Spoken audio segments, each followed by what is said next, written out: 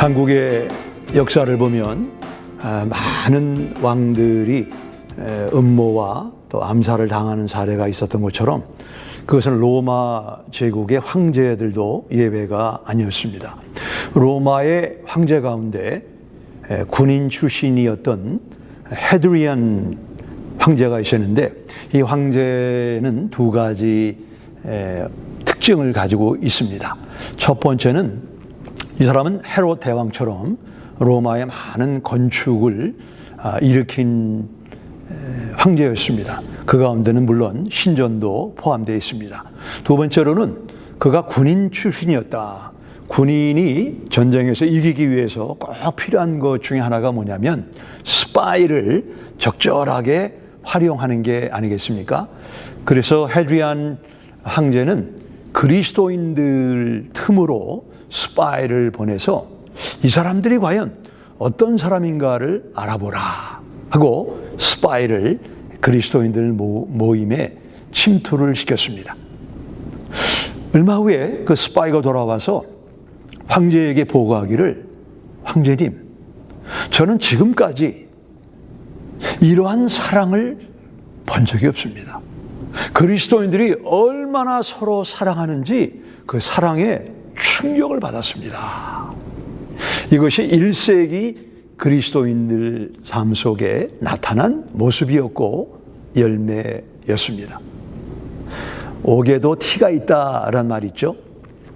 어떤 사람이나 상품에 작은 결함을 가지고 있다. 서로 사랑하는 이 공동체에 옥의 티와 같은 그런 문제가 있었습니다. 흩어져 사는 나그네 그리스도인들 간에도 우리가 어려움과 고난을 당하면 그 어떤 현상이 나타나냐면 사람이 self-preservation, 나를 보호하고 나를 지키기 위한 본능이 발동한 나머지 초대교회에 약간의 문제가 있었는데 5가지의 옥의 티와 같은 문제들을 오늘 함께 생각하기를 원합니다. 먼저 지난 수요일 날 성경이 하는 3가지 역할을 말씀드렸습니다. 기억하십니까? 먼저 성경을 꼭 가지고 무릎 위에 성경을 책상 위에 올려놓고 밑줄을 그어가면서 성경을 찾는 것이 매우 중요합니다. 성경은 예수님에 관한 책이다. 이 세상의 어떤 책보다도 성경은 예수님을 알기 위해서는 성경을 열어야 되고 성경을 배워야 됩니다. 성경은 무슨 책이라고요? 성경은 예수님에 관한 책이다. 두 번째로 성경은 죄인을 회심시키는 책이다. 성경 안에는 하나님의 굿뉴스, 복음이 담겨져 있어서 우리가 성경을 읽으면 죄인이 돌아오는 놀라운 역사가 나타납니다. 세 번째로 성경은 하나님의 사람을 온전케 하는 책이다. 우리가 모든 일에 갖춤을 갖고 쓰임을 받기 위해서는 성경이 없이는 불가능합니다. 오늘 5가지 초대교회에 나타났던 옥의 티와 같은 점들을 함께 생각해 보기 원합니다. 베드로전서 2장 1절과 2절입니다. 그러므로 모든 악독과 모든 기만과 외식과 시기와 모든 비방하는 말을 버리고 갓난 아기들 같이 순전하고 신령한 젖을 사모하라. 이는 그로 말미암아 너희로 구원에 이르도록 자라게 하려 함이라. 5가지 악, 기, 외, 시, 비. 다시 한번 악, 기, 외, 시, 비. 악독, 기만, 외식, 시기, 비방. 이 5가지가 저들이 얼마나 사랑하는가, 사랑의 공동체에 옥의 티와 같은 모습으로 나타났기에 사도 베드로가 그 5가지를 우리 삶 속에 제거하라 라는 의미로 오늘 말씀하고 있습니다. 한 가지씩 생각하기 원하는데 처음에 나오는 것이 악독입니다. 여기 악독은 선과 반대되는 일반적인 악, 다시 말하면 그리스도의 공동체를 해치는 누룩과 같은 것이다 보면 틀림이 없습니다. 여기 악독 앞에 형용사가 하나 따라오죠. 모든 악독 또는 일체의 악독을 제거하라. 이것은 믿는 사람 가운데 에베소 교회도 문제가 아니었습니다. 베드로가 그들에게 이런 편지를 보냈죠. 에베소서 4장 31절에 보면 너희는 모든 악독과 노함과 분냄과 떠드는 것과 비방하는 것을 모든 악의와 함께 버리고 악독을 버리라. 이 말씀은 throwing away, 수위를 벗어버린다라는 의미가 있습니다. 요한복음 11장에 보시면 나사로가 무덤에 들어가서 사흘이 되었습니다. 썩은 냄새가 납니다. 그 수위에도 아마 그 시체가 썩는 냄새가 깃들여져 있을 텐데 예수님이 나사로에게 무덤에서 나오라. 그리고 나사로가 입은 베옷을 벗기라 라는 내용이 성경에 나와 있지 않습니까?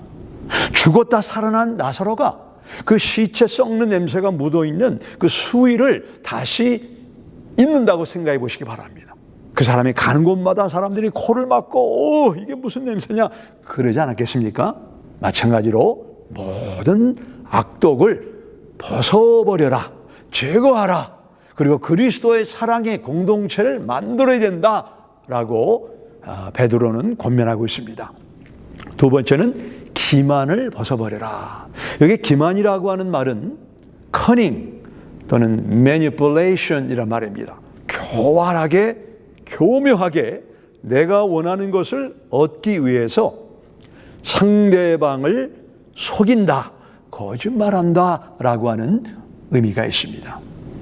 아브라함 링컨이 대통령 되기 전에 변호사였습니다.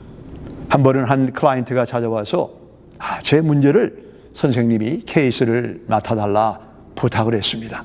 부탁을 가만히 듣고 보니까 너무나 그 안에는 거짓이 있어서 아브라함 링컨이 선생님 제 신앙과 제 삶의 철학과 위배가 되기 때문에 다른 변호사를 찾는 게 좋겠습니다. 그랬더니 그 클라이언트가 아니요, 링컨 선생님이 이 케이스를 맡아주시면 좋겠습니다. 그랬더니 제가 만일 선생님의 이 케이스를 계속 맡으면 배심원 앞에서 선생님을 변호하는, 옹호하는 이야기를 하게 되면 제 양심이 링컨, you are a liar, 너는 거짓말쟁이다, 이렇게 양심이 부르짖게 될 것이고, 제가 그런 양심의 소리를 자꾸 외면하게 되면 거짓말을 진리인 것처럼 말하게 될 것입니다. 저는 선생님의 케이스를 맡지를 못하겠습니다. 내가 원하는 것을 얻기 위해서 교묘하게 다른 삶을 숨기지 마라. 그것이 성경이 말하는 기만입니다. 세 번째는 외식입니다.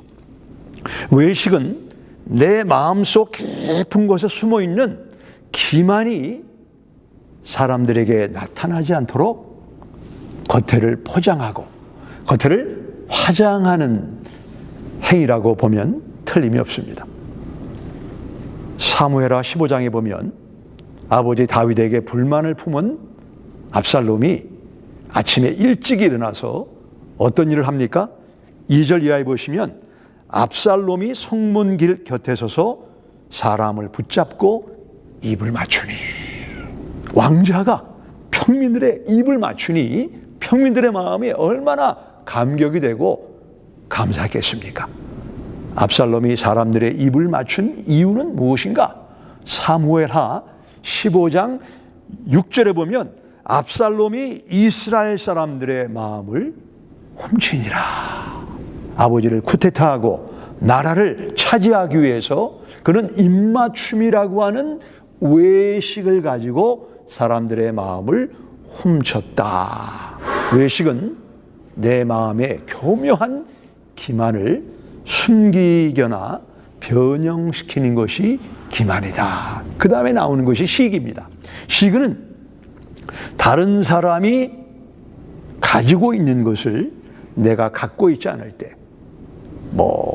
사회적인 신분이나 은사나 장점이나 자녀나 배우자나 우리 소유, 딴 사람이 나보다 좋은 것을 가지고 있구나. 그런 비교 의식에서 나오는 것이 시기가 되는 것입니다. 제가 오래전에 한 가지 재미있는 글을 읽었는데, 두 나이 많은 사람이 병원 가장 높은 데에 입원을 했습니다. 한 사람은 그분이 창가에 있었기 때문에 창문을 늘 내다보고, 또 한 사람은 문 쪽에 침대가 있어서 문 쪽에 병실 침대에 누워 있습니다. 저 창가에 앉은 사람이 몸을 반 정도 일으켜서, 야, 여름이 왔구나. 사람들이 옷차림이 짧아졌구나. 야, 저기 파라솔 비치가 있네. 저기 개가 보이네. 저기 사람들이 손을 잡고 이렇게 같이 다니네. 이런 얘기를 하자, 이 문가에 앉은 사람이 마음에 질투가 일어났습니다. 시기가 일어났습니다. 왜 똑같은 병원 비용을 내는데 저 사람은 창문에 앉아서 저 좋은 모습을 보고 왜 나는 그런 모습을 보지 못하는가? 비교에 의해서 그의 마음에 시기와 질투가 일어났습니다. 어느 날 새벽에 창가에 앉은 환자가 갑자기 심한 기침을 시작합니다. 기침이 멈추지가 않습니다. 갑자기 간호사들이 뛰어들어왔습니다.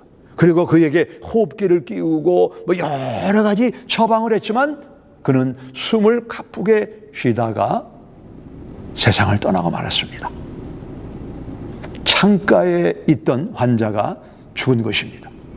여기 문가에 있는 사람은 그 환자의 죽음에 조금도 긍휼히 여기는 마음이 없이, 이제는 내가 그 창가에 있는 침대를 차지하게 되겠다라는 마음으로 그 시신이 병원 문을 나가고 난 이후에 간호사에게 부탁을 해서 저를 저 창가로 옮겨 주십시오. 창가로 옮기고 난 다음에 간호사가 나갔습니다. 이 환자는 그의 몸을 반 정도 일으켜서 창문 밖을 내다보았습니다. 그리고 깜짝 놀랐습니다. 왜 그럴까요? 밖에 그런 여름 사람들의 움직임의 모습이 아니고, 그래서 blank wall, 큰 벽이 가리고 있는, 다른 건물 벽이 가리고 있는 그런 답답한 모습이었습니다.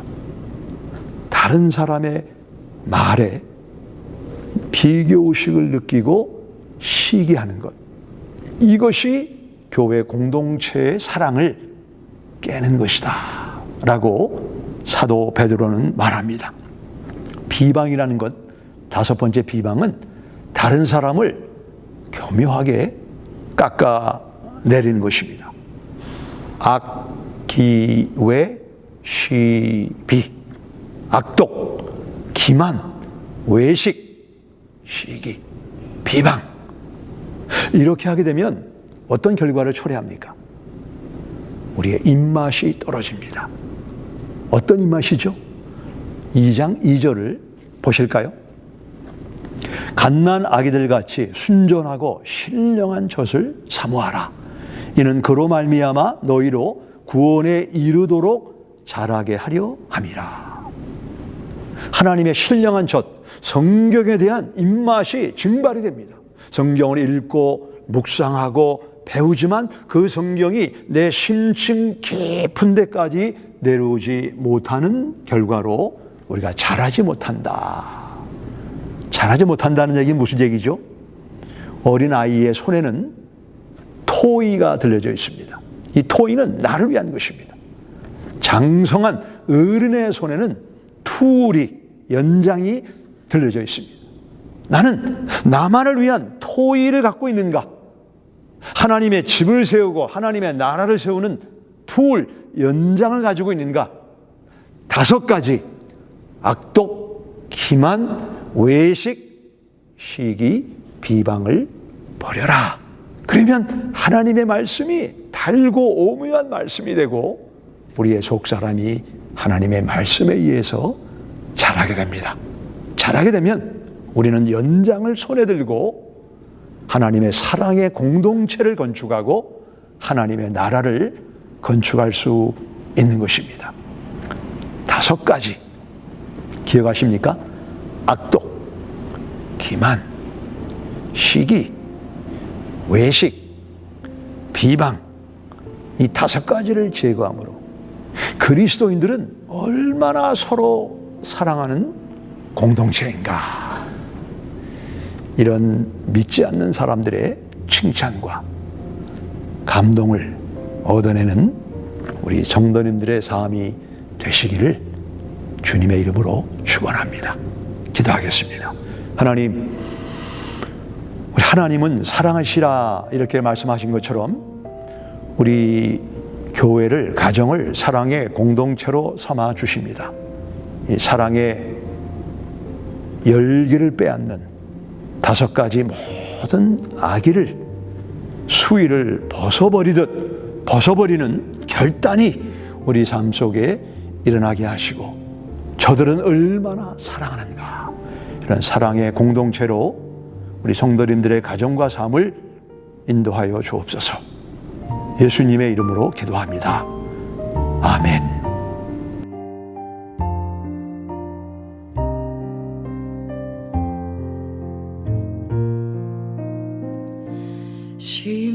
심령이 가난한 자는 전국이 저희 것이요, 애통하는 자는 복이 있네, 위로를 받을 것이요, 온유한 자 복이 있나니 땅을 기업으로 받겠네. 의에 줄이고 목마른 자는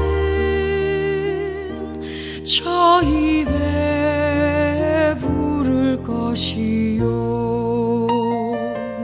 긍휼히 여기는 자는 긍휼히 여김 받겠네. 마음이 정결한 자는 하나님을 볼 것이요, 화평케 하는 자는 하나님의 아들이라 일컫네. 의를 위하여 핍박받는 자 전국이 저희 것이라. 온유한 자 복이 있나니 땅을 기업으로 받겠네.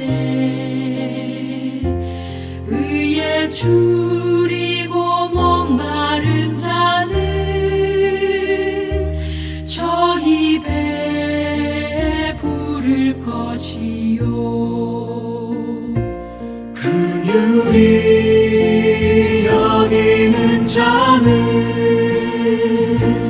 긍휼히 여김 받겠네. 마음이 정결한 자는 하나님을 볼 것이요, 화평케 하는 자는 하나님의 아들이라 일컫네. 의를 위하여 핍박받는 자 전국이 저희 것이라. 내게도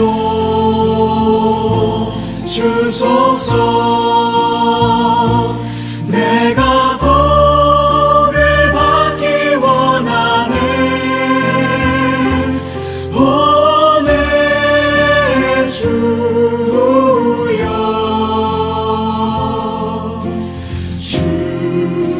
주소서.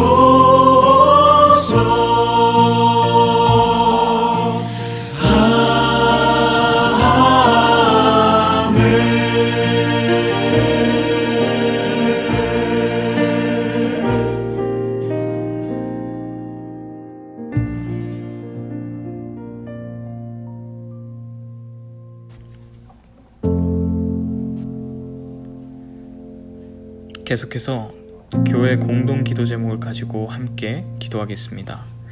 첫째로는 우리 매일이 하나님의 말씀과 기도로 가득하도록 기도하겠습니다. 디모데전서 4장 5절 말씀과 같이 하나님의 말씀과 기도로 거룩하여지는 삶이 되어 코비드-19으로 힘든 이 시기에 있을지라 할지라도 매일매일 우리에게 채워주시는 하나님의 그 말씀과 기도로 승리하는 삶을 살도록 기도하겠습니다. 하나님 아버지, 우리에게 갓난아이와 같은 마음을 허락하여 주시옵소서. 순전하고 신령한 복을, 그 신령한 젖을 사모하는 그 마음으로 달고 오묘한 말씀이 우리 삶에 가득가득 채워지게 하여 주시옵소서. 모든 순간을 기도하는 마음으로 준비하고 기도함으로 나아감으로 하나님의 뜻이 무엇인지 분별하여 알 수 있는 힘을 주시옵소서. 그리하여 코비드-19의 어려운 시기를 하나님의 말씀과 기도로 이겨나갈 수 있도록 하여 주시옵소서. 다음으로 인종을 뛰어넘어 하나님 자녀의 정체성을 바로 세우도록 기도하겠습니다. 요한복음 1장 13절 말씀에 보면 이는 혈통으로나 육정으로나 사람의 뜻으로 나지 아니하고 오직 하나님께로부터 난 자들이니라 라고 말씀하십니다. 인종이나 뭔가 다르다는 이유들로 서로 대적하고 다치는 일들이 일어나고 있습니다. 우리는 모두 하나님께로부터 난 자녀, 하나님의 자녀들이라는 마음을 세우고 긍휼의 마음, 또 사랑의 마음으로 하나의 공동체가 되게 해달라고 기도하겠습니다. 하나님, 우리 주변에는 악독, 기만, 외식, 시기, 비방의 모든 악의가 가득 차 있습니다. 그 가운데 우리가 하나님의 백성이라는, 하나님의 자녀라는 사실을 마음에 새기고 서로 사랑하는 공동체를 이루어갈 수 있도록 도와주시옵소서. 무엇보다 우리 안에 소망을 드시고 그 행할 힘을 주시는 성령 하나님을 의지하여 이 땅에 하나님의 사랑의 공동체를 만들어갈 수 있도록 도와주시옵소서. 우리는 모두 하나님의 자녀들이라는 사실을, 그 정체성을 우리가 늘 가지고 살아가는 개인이, 가정이, 목장이, 그리고 교회가 될 수 있도록 도와주시옵소서. 마지막으로 이 땅의 위정자들이 하나님 중심의 리더십을 갖게 하소서라는 기도 제목으로 함께 기도하겠습니다. 잠언 4장 23절 말씀은 모든 지킬 만한 것 중에 더욱 네 마음을 지키라. 생명의 근원이 이에서 남이니라 라고 말씀하십니다. 위정자들이 무엇보다 마음의 우선순위를 하나님께 두고 하나님을 두려워하는 마음을 가지고 또 그 마음을 지키어서 하나님 중심의 리더십을 가질 수 있도록 기도하겠습니다. 하나님, 모든 지킬 만한 것 중에 하나님을 향한 우선순위를 지키는 위정자들이 되게 하여 주시옵소서. 그리하여 모든 악의를 버리는 우리 사회, 우리 나라가 되게 하여 주시옵소서. 하나님을 두려워하는 마음으로 현재 상황을, 이 코비드-19의 상황을, 그리고 인종차별 시위의 이 상황을 지혜롭게 이겨나갈 수 있도록 도와주시옵소서. 생명의 근원이신 예수님의 통치가 이 땅에 임하도록 하여 주시옵소서. 그리하여 위정자들이 하나님의 나라를, 하나님 중심의 리더십을 이 땅에 세울 수 있도록 도와주시옵소서. 예수님의 이름으로 기도합니다. 아멘.